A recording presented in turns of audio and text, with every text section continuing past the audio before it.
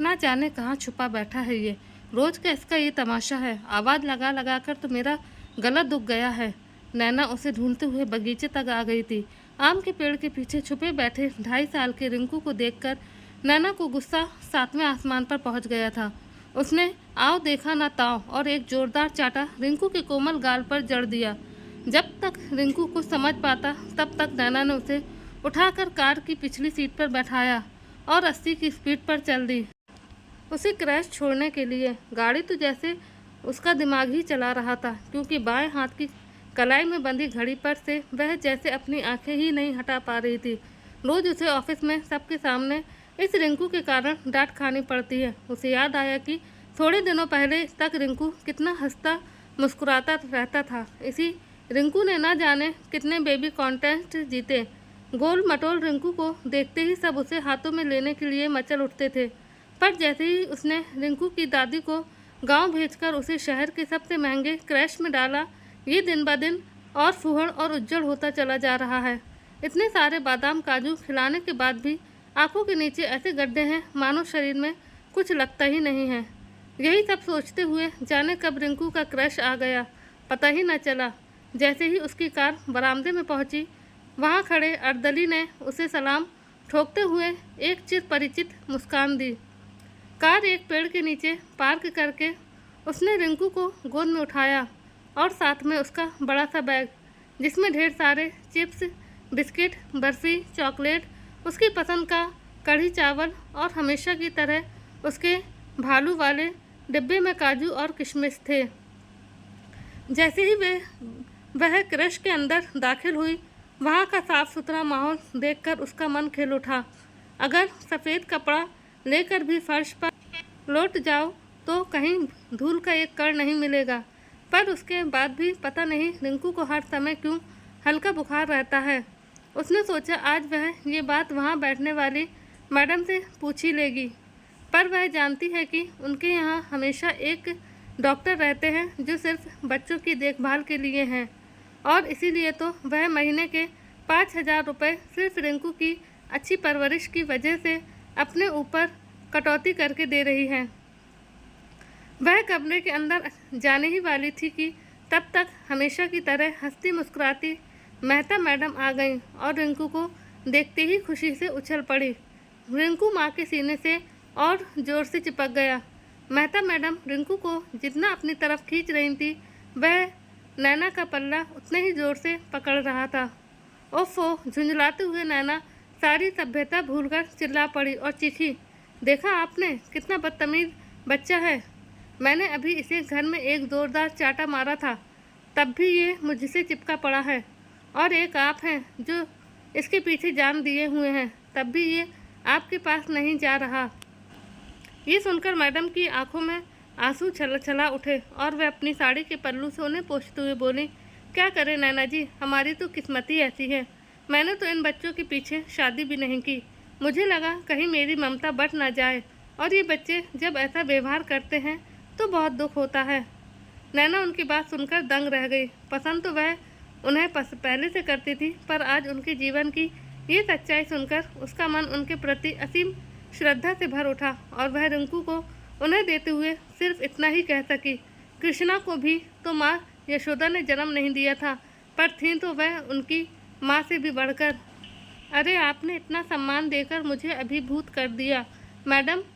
Mehta madam उन्हें एकटक देखते हुए बोली। नैना ने मुस्कुराते हुए रिंकू के खाने पीने का बैग उन्हें पकड़ाया और मुस्कुराकर बाहर निकल गई। दिन भर की आह पोह में कब शाम के 6 बज गए उसे पता ही नहीं चला। क्रैश का टाइम तो केवल 5 बजे तक का था, पर मैडम मेहता ने कभी भी इस बात को लेकर कोई शिकायत कभी नहीं की, बल्कि वह जब भी वहां पहुंचती थी तो एक कप गर्मा गर्म कॉफ़ी से ही उसका स्वागत होता था। भागती दौड़ती जब वह क्रैश पहुंची तो 7 बजने वाले थे और मेहता मैडम रिंकू के लिए टीवी देख रही थी। नैना को सादर बैठा कर मेहता मैडम ने कॉफ़ी मंगवाई। माफ़ कीजिएगा, रिंकू के पापा विशाल 1 साल के लिए ऑफिस के काम से विदेश क्या गए। मैं सब काम संभालते हुए पागल सी हुई जा रही हूँ, नैना ने कॉफ़ी पीते हुए कहा। कोई बात नहीं, आप नाहक ही संकोच करती हैं।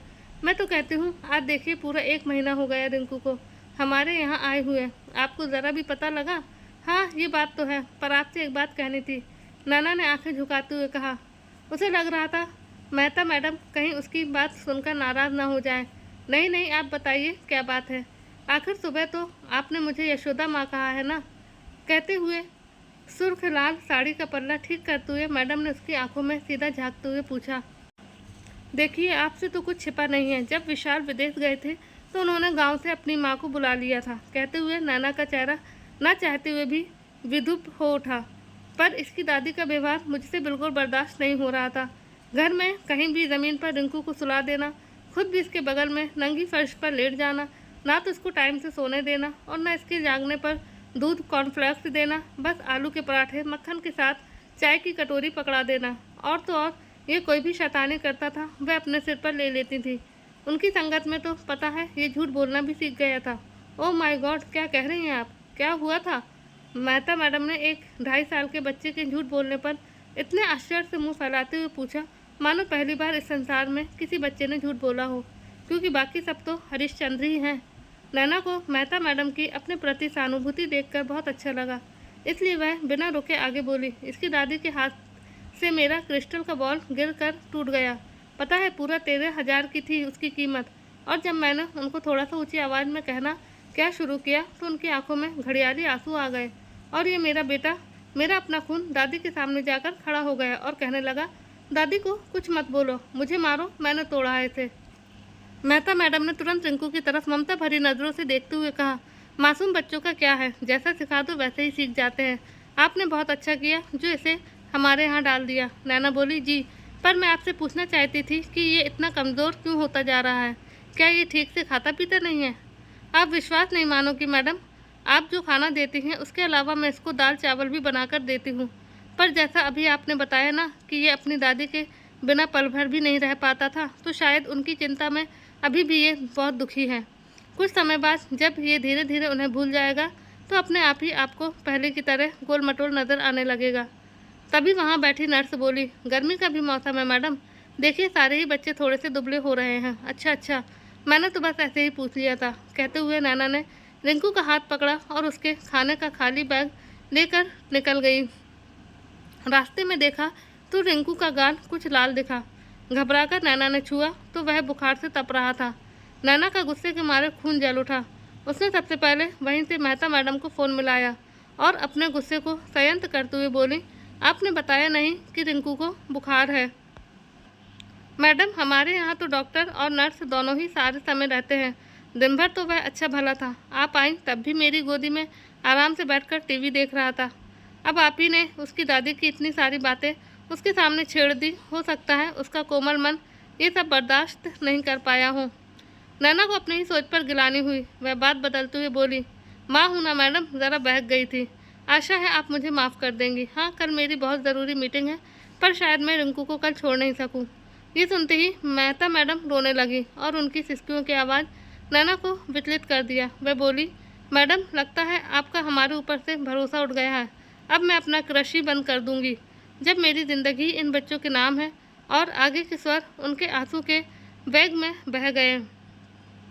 नैना बोली, नहीं नहीं, अच्छा, मैं डॉक्टर को दिखाकर आपके यहाँ सुबह इसे छोड़ दूंगी और मीटिंग ख़त्म करते ही इसे ले लूँगी। मैडम मेहता ये सुनकर ऐसे खुश हो गई जैसे उन्हें मुंह मांगी मुराद मिल गई हो। नैना ने शाम को जाकर डॉक्टर नमन को दिखाया। नमन जी एक भरपूर नज़र उसके ऊपर डालते हुए थोड़ा तल्खी से बोले, खाना पीना नहीं दे रही हैं क्या आप बच्चे को? अभी करीब महीने भर पहले यही बच्चा पार्क में अपनी दादी के साथ खेल रहा था तो इसका वज़न आज से 4 गुना था, तो अब ये सूख कर काटा क्यों हो गया? नैना अब भला दादी के गंवारपन के किसी डॉक्टर नमन को कैसे बताती, इसलिए वह चुपचाप बैठी रही। डॉक्टर ने बड़े ही प्यार से रिंकू को गोद में बैठाया और नैना को कमरे से बाहर जाने का इशारा किया। नैना ने सोचा, अजीब बात है, वह रिंकू की माँ है और उससे ही डॉक्टर गैरों जैसा व्यवहार कर रहा है। पर नैना डॉक्टर नमन की बात काट भी नहीं सकती थी। दूर दूर से लोग उनसे इलाज कराने के लिए महीनों अपना नंबर लगवाए रहते थे। वह तो विशाल के दोस्त होने के कारण वह उसे बिना किसी नंबर या अपॉइंटमेंट के तुरंत देख लेते थे। नैना के कमरे से बाहर जाने के बाद करीब 1 घंटे बाद उसे डॉक्टर नमन ने वापस अपने केबिन में बुलाया। नैना कमरे में गई तो देखा रिंकू तो डॉक्टर नमन की गोद में आराम से बैठा हुआ था। डॉक्टर ने कहा, रिंकू ने मुझे सारी बातें बता दी हैं, इसलिए मैंने विशाल से कहकर रिंकू की दादी को गांव से तुरंत बुलवा लिया है। नैना की आंखें गुस्से से जल उठीं और वह चिल्लाकर बोली, इलाज करने के लिए कहा है आपको, ना कि हमारे पारिवारिक मामलों को सुलझाने के लिए। पर डॉक्टर नमन पर जैसे इस बात का कोई असर ही नहीं हुआ। वह घृणा से बोले, कहने को तो बहुत कुछ मन कर रहा है मेरा, पर तुम मेरी एक बात मान लो, उसके बाद जो मन हो करना। वैसे विशाल का फ़ोन रात में आएगा तुम्हारे पास। विशाल का गुस्सा नैना जानती थी। उसे लगा कहीं गुस्से में विशाल नौकरी ही छोड़कर न आ जाए, और उसकी आंखों के सामने ढेर सारी EMI नाच उठी। सब पकाते हुए बोली, क्या करना है मुझे? खास कुछ नहीं, बस सुबह रिंकू को क्रैश में छोड़ना और उनसे कहना कि तुम उसे लेने रात के 9 बजे जाओगी, क्योंकि तुम्हें शहर से बाहर जाना है ऑफिस के काम से। पर तुम सिर्फ 1 घंटे बाद पहुंचोगी उसे लेने के लिए, बिना उन्हें बताए, सीधे वहाँ जिस कमरे में रिंकू रहता है। बात तो बहुत अजीबोगरीब थी, पर नैना ने सोचा मान लेने में कोई हर्ज नहीं है। डॉक्टर नमन बोले, और कोई भी बात हो तो मुझे तुरंत फ़ोन करना, मैं उस क्रश के सामने ही खड़ा रहूँगा। नैना को डॉक्टर नमन की बेसिर पैर की बात सुनकर लग रहा था कि वह मेज पर रखे पेपर वेट से उनका सिर फोड़ दे, पर चिढ़ और गुस्से के मारे उसके मुंह से बोल तक नहीं निकल रहे थे। उसने रिंकू को गोद में उठाया और घर की ओर चल दी। उस रात रिंकू ने उसे बिल्कुल तंग नहीं किया और सारी दवा चुपचाप खा ली। बहुत दिनों बाद आज उसने सिर्फ एक बात पूछी, दादी माँ कितने बजे तक आ जाएंगी? नैना का मन हुआ उसे अच्छे से डांटे, पर बुखार की याद आते ही उसने उसे सीने से चिपटा लिया और उसके सिर पर बड़े ही प्यार और दुलार से हाथ फेरने लगी। रिंकू को सुलाते हुए उसकी आंख भी कब लग गई उसे पता ही ना चला। सुबह उसने सबसे पहले ऑफिस फ़ोन करके छुट्टी ली और फिर नाश्ता वगैरह करके रिंकू को क्रैश छोड़ने के लिए निकल गई। मेहता मैडम उसे देखते ही खिल उठी। नैना ने उनसे नमस्ते करते हुए कहा, आज मुझे शहर से बाहर जाना है, किसी भी हालत में मैं रात के 9 बजे से पहले नहीं लौट पाऊंगी। वैसे मैंने रिंकू का सारा खाना पीना रख दिया है। मैडम मेहता बोली, ये तो और अच्छी बात है कि रिंकू हमारे साथ ज़्यादा समय तक रहेगा। और उन्होंने रिंकू को अपने पास खींचा तो रिंकू ने रोना शुरू कर दिया। आप जाइए, थोड़ी ही देर में बिल्कुल मस्त हो जाएगा, मैडम रिंकू को प्यार करते हुए बोली। नैना ने सोचा, डॉक्टर नमन लगता है पागल हो गए हैं, पता नहीं हज़ारों मरीज क्यों उनसे मिलने के लिए मरे जा रहे हैं, इतनी महान और देवी जैसी औरत पर शक कर रहे हैं। यही सब सोचते हुए नैना ने कार घर की तरफ न मोड़ते हुए एक पार्क की तरफ मोड़ दी। करीब 1 घंटे बाद डॉक्टर नमन का फ़ोन आया, अब आप रिंकू को लेने के लिए जाइए। जी कहते हुए नैना ने फ़ोन काटा और सोचा, मेरी जान के पीछे ही पड़ गए हैं ये डॉक्टर नमन, विशाल के दोस्त ना होते तो बताते ही न। खैर नैना ने डॉक्टर के कहे अनुसार कार बाहर पार्क की और सीधे क्रैश के अंदर चली गई। अंदर मेहता मैडम बैठकर नर्स और डॉक्टर के साथ चाय पी रही थी। नैना ने उन्हें देखकर कहा, नमस्ते मैडम, आज शहर के बाहर नहीं जाना पड़ा तो सोचा रिंकू से मिलती चलूं। मेहता मैडम के साथ साथ वहाँ बैठे उन दोनों लोगों को भी जैसे सांप सूंघ गया। मेहता मैडम हड़बड़ाकर खड़ी हो गई और उनके हाथ में पकड़ा हुआ चाय का कप छूट गया। नैना ने आश्चर्य से पूछा, आप सब मुझे देखकर इतना डर क्यों रहे हैं? तभी बगल के कमरे से नौकरानी की कर्कश चीखती हुई आवाज़ कानों में पड़ी, तेरी मम्मी इतना सजा संवर कर ऑफिस जाती हैं, जरा सा पॉटी शूशू नहीं करवा सकती? यहाँ पर आते ही गंदगी करने लगते हो। और फिर एक चाटे की आवाज़ के साथ ही उस बच्चे के ज़ोर से रोने की आवाज़ आई।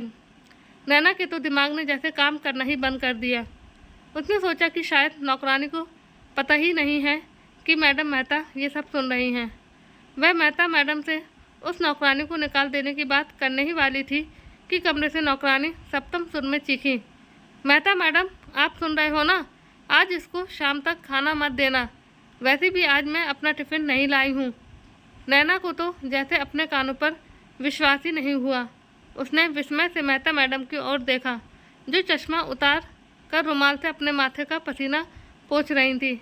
नैना का दिल रिंकू के बारे में सोचकर जोरों से धड़क उठा। वह रिंकू का नाम लेकर चिल्लाना चाह रही थी, पर शब्द जैसे आवाज़ का साथ ही नहीं दे रहे थे। वह तेज़ी से उस कमरे की ओर बढ़ी, पर वहाँ की हालत देखकर उसका कलेजा मुंह को आ गया। जिस बच्चे को आया ने मारा था वह नंगे बदन एक कोने में दुबका सिसकियाँ भर रहा था। कुछ छोटे बच्चे ज़मीन पर चुपचाप बैठे हुए थे। मानो वे इसी नंगी फर्श पर बैठने के अभ्यस्त हों। कुछ बच्चे खिलौनों की अलमारी के कांच के पास खड़े ढेर सारे खिलौनों को हसरत भरी निगाह से देख रहे थे। नैना की आंखों के सामने वह रंग बिरंगे नरम मुलायम गद्दे और तकिए नाच गए जो मेहता मैडम ने बच्चों को सुलाने के लिए दिखाए थे। तभी पीछे से मेहता मैडम आ गईं और खींचे निपोड़ती हुई बोली, अरे वो मैं क्या बताऊं आपको, बस खिलौनों की अलमारी का ताला खोलने ही जा रहे थे। और तभी नैना ने रिंकू को देखने के लिए दूसरे कमरे में झांका। उसकी हालत देखकर नैना का कलेजा मुंह को आ गया। रिंकू के शरीर पर एक भी कपड़ा नहीं था। उसके गोरे गालों पर उंगलियों के निशान साफ नजर आ रहे थे। उसने डर के मारे टट्टी और पेशाब कर दी थी। जिसमें लत पर बैठा हुआ वह हिलक हिलक कर रो रहा था। उसके हाथ पैर भी उन्होंने रस्सी से बांधे हुए थे। नैना के आगे जैसे कमरा घूमने लगा और वह धड़ाम से वहीं बैठ गई। रिंकू उसे देखकर चीत्कार कर उठा और अपने नन्हे नन्हे हाथ उसकी ओर फैलाकर सरकने लगा। पूरा कमरा माँ माँ की आवाज़ों से गूंज रहा था, पर नैना के हाथ इस बुरी तरह से काँप रहे थे कि वह रिंकू की रस्सी भी नहीं खोल पा रही थी। तभी उस कमरे में डॉक्टर नमन एक इंस्पेक्टर और 5-6 सिपाहियों के साथ आए, जिन्होंने मेहता मैडम और उनके स्टाफ को पकड़ रखा था। डॉक्टर रमन ने तुरंत रस्सी खोलते हुए रिंकू को गले लगा लिया। वह लगातार रोए जा रहा था। इंस्पेक्टर बोला, आपको डॉक्टर नमन का शुक्रगुजार होना चाहिए, जिन्होंने आपके बच्चे के साथ यहाँ रह रहे कई मासूमों की ज़िंदगी बचा ली। डॉक्टर नमन गुस्से से बोले, रिंकू ने कई बार आपको बताने की कोशिश की, पर आपने उसे मार पीट कर ज़बरदस्ती यहाँ भेज दिया। कल जब मैंने उसकी दादी को वापस लाने का आश्वासन दिया, तब उसने मुझे यहाँ की आपकी देवी समान मेहता मैडम की करतूतों के बारे में बताया। तभी इंस्पेक्टर बोला, जल्दी से सभी बच्चों के पेरेंट्स को फ़ोन करके यहाँ बुलाओ। आखिर उन्हें भी तो पता चले कि बिना जाने बूझे अपने बच्चों को दूसरे के हाथों में सौंप देने का क्या हश्र होता है। नैना को लगा उसकी आंखों के सामने कमरा तेजी से घूम रहा है। उसने ज़ोरों से आंखें बंद कर ली और पागलों की तरह चीख उठी, मेरे लालच ने आज मुझे ये दिन दिखाया। मैं माँ कहलाने के लायक भी नहीं हूँ मैं। और ये कहते हुए वह फूट फूट कर रोने लगी और रिंकू को डॉक्टर की गोद से लेकर पागलों की तरह चूमने लगी। रिंकू नैना के गले में दोनों बाहें डाले निढाल पड़ा हुआ था। रो रो कर अब वह बुरी तरह थक चुका था और रह रहकर सिसकियाँ ले रहा था। तभी नैना की नज़र बिस्तर के किनारे रखे मिर्च पाउडर से भरे कटोरे पर पड़ी। रिंकू ने मेहता मैडम की तरफ डरते हुए देखा और धीरे से उसके कानों में बोला, मम्मा, मैं जब बिस्तर पर शूशू कर देता था तो वह इसको मेरे मुंह में डालती थी। नैना फफक फफक कर रोने लगी और मेहता मैडम से बोली, सब मेरी गलती है, ये सारी गलती मेरी है और अब मैं इसे सुधारना चाहती हूँ। और जब तक कोई समझ पाता, उसने बिजली की गति से जाकर वह कटोरा उठाया और मेहता मैडम के मुंह पर फेंक दिया। चीखने चिल्लाने की आवाज़ों से जैसे उसके दिल के फफोलों पर ठंडे पानी के छींटे पड़ रहे थे। अब वह चल दी रिंकू की दादी से माफ़ी मांगकर उन्हें हमेशा के लिए अपने साथ रखने के लिए। दूसरों पर आंख बंद करके भरोसा करने का नतीजा देख चुकी थी। वो अपने ही हैं जिन पर हम सब कुछ छोड़कर निश्चिंत रह सकते हैं। दादी की जान तो नाती नातिन में ही बसती है। तो दोस्तों, आज की कहानी आपको कैसी लगी हमें ज़रूर बताइएगा। तो बस आज की कहानी में इतना ही। जब तक के लिए आप सबका बहुत बहुत धन्यवाद।